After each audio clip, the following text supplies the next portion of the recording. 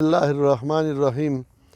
جناب رسول اللہ صلی اللہ علیہ وسلم نے مکہ مکرمہ میں حرم میں پودے گھاس درخت کاٹنے سے منع فرمایا تھا، تو جب منع فرما رہے تھے حضرت عباس رضی اللہ تعالیٰ عنہ فرمانے لگے الا الاسخر، حضرت اسخر کو مستثنیٰ کیجئے، ہم اس سے آگ جلاتے ہیں، ضرورت ہے۔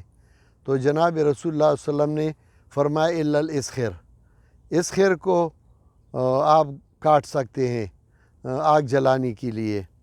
اسخر یہ جو میں نے ہاتھ میں پکڑا ہے یہ گھاس ہے اور یہ اس کا بڑا پودا ہے، تو یہ پودا یہ آپ کو نظر آ رہا ہے، یہ اسخر کا پودا ہے۔